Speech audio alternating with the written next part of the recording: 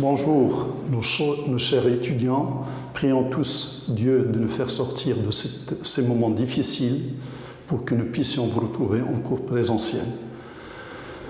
Nous allons aujourd'hui présenter le chapitre sur lequel nous sommes arrêtés la dernière fois. C'est les supports techniques de l'audit financier. L'auditeur, après avoir planifié sa mission, il l'a préparée, il utilise des outils. Et parmi les outils qu'il utilise, nous allons aujourd'hui citer les plus essentiels.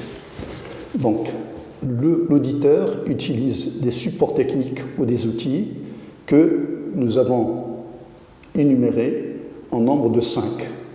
L'observation physique, la circularisation ou la confirmation par les tiers, puis nous avons l'examen des documents internes, l'échantillonnage et les sondages, puis l'analyse analytique des comptes. Grand 1, nous attaquons les techniques, si vous voulez, donc de l'audit par l'observation physique. Dans toute mission d'audit, n'importe laquelle, quelle que soit sa nature, l'auditeur ne peut pas s'en passer de l'observation physique. Elle doit visiter les lieux, vérifier l'existence des actifs et leur réalité. C'est le recensement, c'est l'inventaire physique. Nos étudiants connaissent l'inventaire physique des stocks, mais la loi oblige également les entreprises à faire l'inventaire des immobilisations et d'autres éléments afin de s'assurer que les éléments apparaissant dans la comptabilité sont bien réels, ils existent réellement. Donc, on peut utiliser cette technique pour plusieurs actifs et même pour les éléments de passifs, les effets à payer, etc. J'en passe. Donc, les participations aux inventaires physiques est une obligation. L'auditeur ou l'un de ses collaborateurs est envoyé dans l'entreprise pour participer aux inventaires physiques de l'entreprise. Et ces inventaires physiques vont permettre à l'auditeur de confronter et de comparer les éléments comptabilisés et les éléments réellement existants. Nous avons pris 2 exemples. Un premier exemple, l'inventaire physique des stocks. Et deuxièmement, un inventaire des immobilisations. Donc, si nous prenons le premier exemple, l'inventaire physique, l'exemple nous dit que, ayant participé à un inventaire physique des stocks, on a repéré qu'un stock est resté en stagnation, il n'a pas connu de mouvement depuis l'an dernier, le 9.5N-5. Et nous avons constaté également au niveau de la comptabilité que ce stock n'a fait l'objet d'aucune dépréciation. Donc, cette observation à elle seule nous montre que le stock est bien réel, il existe, mais il n'a pas été actualisé. Sa valeur est restée au coût d'entrée. Donc, cette négligence de la part du comptable agit sur la sincérité des comptes. Donc, solution, ce compte mérite d'être déprécié. Donc, une provision fait défaut. Deuxième exemple que nous avons cité, c'est l'inventaire physique des immobilisations. Donc, dans une mission d'audit, l'auditeur peut envoyer l'un de ses collaborateurs participer à l'inventaire physique d'une ou de plusieurs immobilisations. Ici, on regarde que, en faisant l'inventaire des machines de l'entreprise, on a retrouvé qu'une machine a été incendiée au cours de l'année et que le PV n'a pas atterri au service financier et de ce fait, la machine n'a pas été constatée en sortie. Donc cette négligence, encore une fois, nous montre que ni le résultat, ni le bilan et le CPC ne seront corrects. Donc, solution donc à ces 2 éléments, nous voyons bien que l'immobilisation doit être constatée en sortie, quelle que soit la cause. Donc, alors que nos étudiants ne savent que les sorties pour cession. Là, c'est une sortie hors activité, un sinistre qui a mis la machine hors usage. Donc, il faut la constater en sortie. 2 erreurs très importantes sont constatées à ce niveau-là. La dotation aux amortissements, puisque la machine n'a pas été constatée en sortie, a été calculée par notre logiciel comptable comme étant une dotation annuelle. Alors qu'un amortissement doit s'arrêter à la sortie d'une immobilisation. Donc, de ce fait, la dotation ne doit être que pour les 3 mois, parce que le sinistre s'est produit en mois de mars. Donc, un amortissement de trop de 72 900. Donc, cet amortissement doit être annulé pour corriger la dotation. Et annulation d'une dotation entraîne une augmentation de résultat. Je diminue la dotation, donc le résultat de CPC va augmenter. Deuxième chose que nous constatons, la direction financière n'a pas été avisée. De ce fait, il n'a pas constaté la sortie de l'immobilisation. Or, la valeur d'origine de cette immobilisation doit sortir d'actifs et ces amortissements doivent être annulés. Donc, en passant cette écriture, on va constater une VNA. Et cette VNA, c'est une charge qui n'a pas été constatée. De ce fait, également, le résultat de l'entreprise est gonflé. En fin de compte, si nous voulons calculer l'impact de cette observation physique de cette machine sortie de l'usage et non constatée, on voit que le résultat de l'entreprise va être augmenté par la dotation, la différence des dotations 72 900 et diminué par la valeur nette d'amortissement de la machine sortie. Bref, donc je récapitule, l'observation physique est indispensable. On ne peut pas dire que la comptabilité est sérieuse si on ne s'assure pas que les éléments du patrimoine de l'entreprise sont bien réels. Donc on voit donc un petit peu que l'observation physique est indispensable et c'est un acte incontournable pour toute mission d'audit. Voilà donc pour l'observation physique. Deuxième grande technique utilisée par les auditeurs, c'est la confirmation par les tiers, qu'on appelle la confirmation directe ou la circularisation. La circularisation, c'est rapprocher les données comptables de l'entreprise aux données comptables des partenaires de l'entreprise.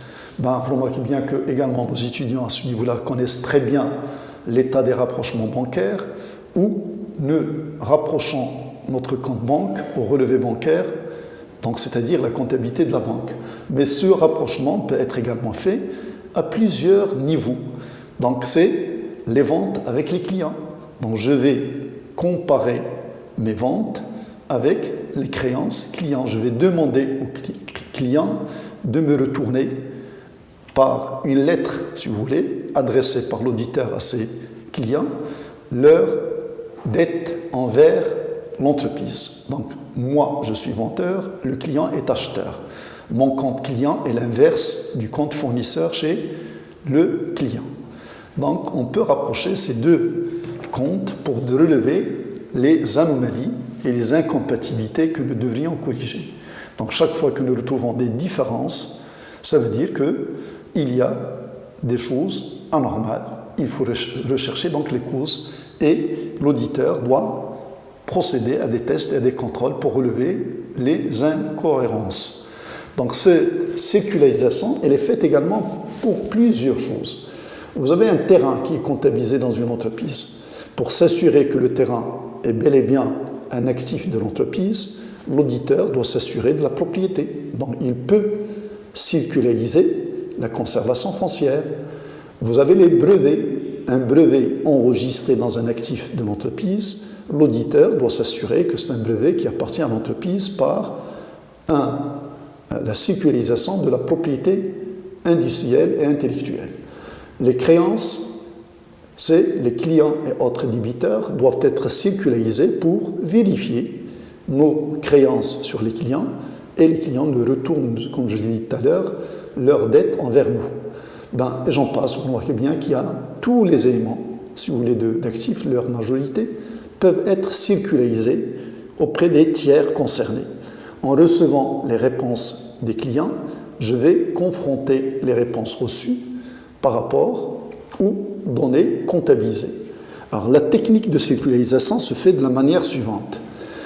On choisit l'élément à confirmer, on sélectionne les tiers à circulariser auxquels il faut envoyer des lettres. Alors, quand on a énormément de clients, par exemple, on ne va pas circulariser tout le monde, on va sélectionner l'échantillon. Et on va préparer les lettres, mais malheureusement, les étudiants s'étonnent, l'auditeur ne peut envoyer une lettre à un tiers qu'après accord de l'entreprise. Ça paraît un peu anormal, mais c'est comme ça. Il faut que l'entreprise donne le feu vert à l'auditeur pour séculariser un tiers. Donc, quand il obtient l'accord, il va rédiger des lettres, il va les envoyer. Donc, soit une circularisation partielle quand la population à circulariser est nombreuse, on va sélectionner, si vous voulez, une population à laquelle on va adresser nos lettres de confirmation. Et on va conclure. Si on est satisfait, on va conclure. Si on n'est pas satisfait de ce fait, ou si on a une population réduite, on peut circulariser tout le monde. On va dépouiller les réponses pour relever les incohérences. Alors les réponses, on reçoit les réponses, donc soit que des réponses reçues des tiers et de notre comptabilité, nous avons une concordance, il y a conformité, ça veut dire que l'auditeur se fait une idée que les opérations concernées ne présentent aucun risque.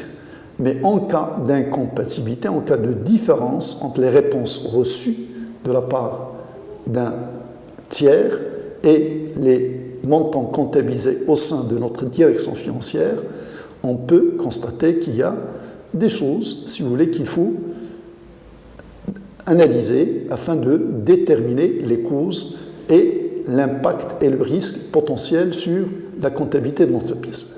Nous avons un exemple qui est en face de vous.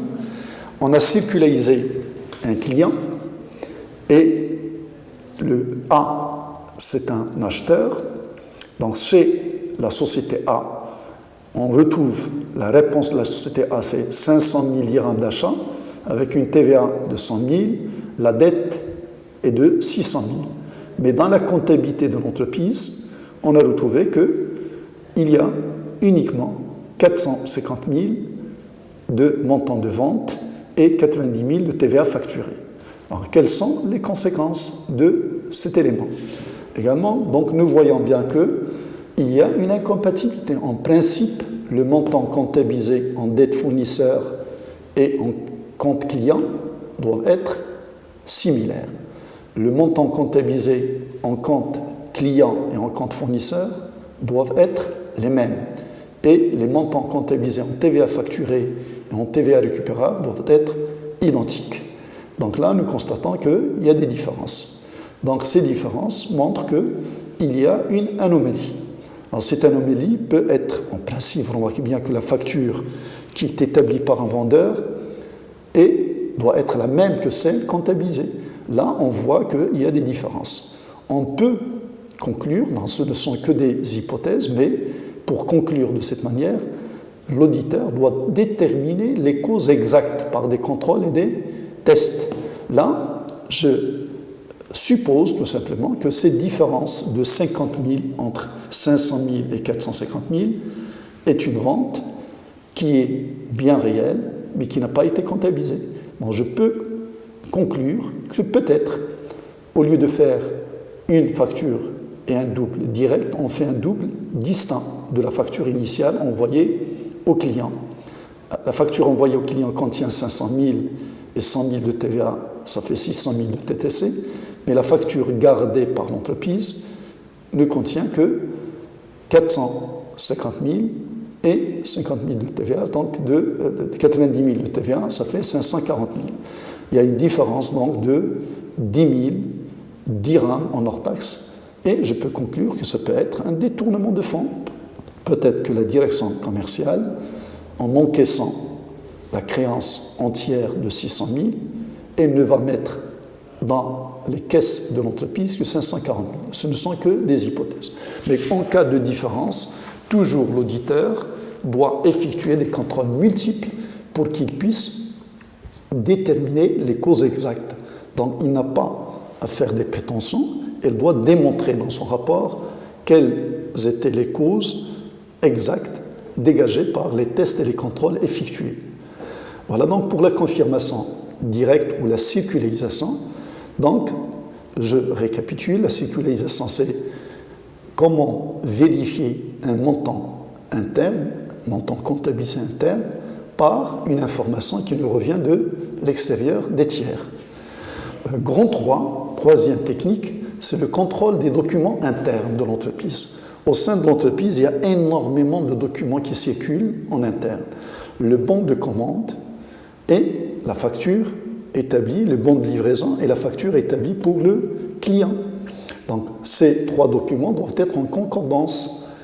Également, il y a le bon d'achat, donc le bon de besoin, et le bon de commande adressé au client, et puis également le bon de réception des fournisseurs. Ces trois documents doivent être en concordance absolue. Donc, également, il y a énormément de documents internes. Donc, quand vous avez une sortie de stock, l'état de stock doit comptabiliser le même montant sur la fiche de stock que celui figurant sur la fiche de sortie, et il en est de même pour les entrées et les bons de réception. Les documents internes sont nombreux, ils sont variés. Il y a des documents juridiques, il y a des documents comptables, il y a des documents relatifs aux immunisations et des documents relatifs aux obligations sociales de l'emploi. Donc tous ces documents doivent être vérifiés et doivent être conformes et en concordance parfaite, si vous voulez, avec tous les éléments. Puis, grande 4, les sondages. Nous avons dit donc tout à l'heure que l'audit n'est pas une mission exhaustive. Elle est toujours effectuée par sondage sur un échantillon réduit. Effectuer une opération d'audit globale, exhaustive, ça demande du temps et ça demande du budget. Donc l'auditeur, lui, elle cherche à effectuer une mission réussie, avec succès, mais en moindre de temps possible. C'est la raison pour laquelle la technique d'échantillonnage est une technique qui est utilisée dans toutes les missions d'audit.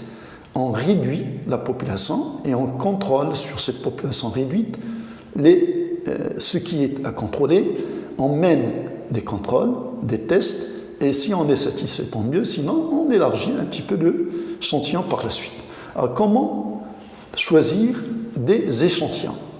Donc, définition de l'objectif de la vérification et de la population concernée par l'audit. L'auditeur peut prendre le risque d'échantillonnage, il se pose la question, si je réduis la population, est-ce que j'aurai les réponses satisfaisantes qui me permettent de conclure mon rapport? S'il répond oui, elle va passer à l'échantillonnage. S'il répond non, elle sera obligée de faire des contrôles sur 100% de la population.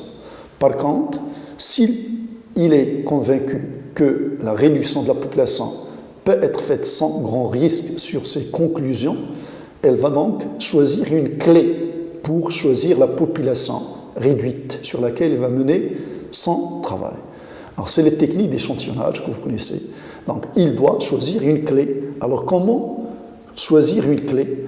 La clé peut être, si vous voulez, choisie par l'auditeur, soit par importance du montant. Donc, ça veut dire que la loi des 20-80, ou pour les stocks, la méthode ABC, le stock A, B, C qui font 80% des stocks, et là, 20-80, ça veut dire 20% des clients qui font 80% du montant des créances, je limiterai donc le contrôle au niveau d'une population réduite, comme je l'ai dit tout à l'heure.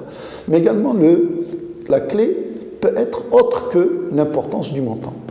La clé peut être, si vous voulez, l'âge des clients. Quand j'ai des créances, je vois donc que les plus anciens, ce sont des clients à plus haut risque. Donc, l'auditeur va se diriger vers les clients les plus anciens. Donc, comme vous le remarquez bien, donc, la clé doit être choisie habilement par l'auditeur pour qu'il puisse vérifier, si vous voulez, la population réduite sans risque et d'établir un échantillon sur lequel il va mener sa mission d'audit. Puis, grand 4, la revue analytique. Le grand 5, la revue analytique des craintes. Donc, après les techniques précédentes, l'auditeur sera amené à vérifier la concordance des comptes entre eux, la vraisemblance des comptes. Dans la comptabilité d'une entreprise, il y a toujours des comptes de débiteurs et des comptes créditeurs qui sont en corrélation. Il y a donc toujours des comptes d'actifs et des comptes de passifs qui sont en relation étroite. Et il y a des formules mathématiques qui me montrent que je peux déterminer le solde d'un compte en partant de solde d'autres comptes. Donc la technique de la revue analytique va consister tout d'abord à voir est-ce que les comptes que j'observe dans une comptabilité d'une entreprise sont vraisemblants. Ça veut dire qu'ils sont un petit peu normaux, ils ne présentent pas d'anomalie. Donc je prends un exemple assez simple que je vais voir donc par la suite. La technique de vraisemblance, je passe donc à l'exemple. Vous avez le vente d'une entreprise et vous avez la TVA. Si vous avez la TVA facturée sur les ventes et vous êtes en régime des encaissements, le solde du compte état TVA facturé doit être retrouvé en partant des ventes encore non encaissées, ça veut dire les créances. Donc en prenant le solde des clients et en retrouvant les factures correspondantes, je peux vérifier l'exactitude du montant qui figure dans le compte client, ici, le compte état TVA facturé. Ici, j'ai un solde de 86 534 et j'ai des ventes à crédit 198 200 fois 20%, plus 186 650 fois 14%, plus 121 400 fois 7%. Je calcule, je détermine le montant des TVA à partir des ventes et des factures qui ne sont pas encore encaissées et je vais comparer ce résultat par rapport au montant qui figure au crédit du compte état TVA facturé. Donc, si je trouve qu'il y a concordance, tant mieux. Sinon, les deux soldes sont invraisemblables. Donc, c'est une relation entre un compte TVA facturé et une vérification à partir des ventes à crédit. Ce contrôle de vraisemblance, je peux le vérifier au niveau des amortissements des immobilisations. Je prends une immobilisation, n'importe laquelle, j'énumère les éléments constitutifs du compte immobilisation, je retrouve les taux d'amortissement, leur durée, et je recalcule l'amortissement pour chacune des machines et je totalise et je compare par rapport au solde du compte amortissement global. Je peux me retrouver avec une concordance, je peux me retrouver avec une différence. Alors je reviens maintenant, chaque fois que vous vérifiez de ce genre, il se peut que la vérification vous donne satisfaction, c'est-à-dire une concordance parfaite, il se peut que la vérification vous montre qu'il y a une invraisemblance des comptes et dans ce cas, vous êtes obligé de déterminer, de faire des tests, de déterminer les incohérences, les différences. Donc, vous avez ce contrôle de vraisemblance. Vous avez le deuxième exemple, si vous voulez, faute de temps, nous n'allons pas le faire, le contrôle analytique des comptes, mais je reviens maintenant aux autres éléments que nous avons soulignés. La revue analytique, nous avons dit, contrôle de vraisemblance, contrôle des règles d'évaluation. Donc, comme vous remarquez bien également, en comptabilité, le montant inscrit dans un compte doit respecter des règles fiscales et comptables. Et l'auditeur, pour s'assurer du montant comptabilisé à l'entrée d'une immobilisation, elle doit demander les différentes pièces, le dossier complet de l'achat et vérifier si le total des factures d'achat et des frais accessoires ont été correctement imputés. Parce que très souvent, à ce niveau-là, on peut retrouver des différences entre la valeur comptabilisée et le total des factures, parce que quand on achète une IMO, il n'y a pas que la facture du fournisseur de l'immobilisation, il y a d'autres factures qui accompagnent l'acquisition de cette immobilisation. C'est la raison pour laquelle la direction financière doit connaître les règles d'évaluation pour éviter des erreurs de ce genre. Puis, également, le contrôle analytique des comptes peut se faire par la comparaison des postes d'année en année ou la comparaison des montants par rapport à un budget si l'entreprise dispose d'une gestion budgétaire. Donc, bref, je conclus que la comptabilité générale repose sur des règles comptables et fiscales qu'il faut respecter, et quand je vais vérifier les variations et la comptabilisation de certains enregistrements comptables, je peux relever des erreurs.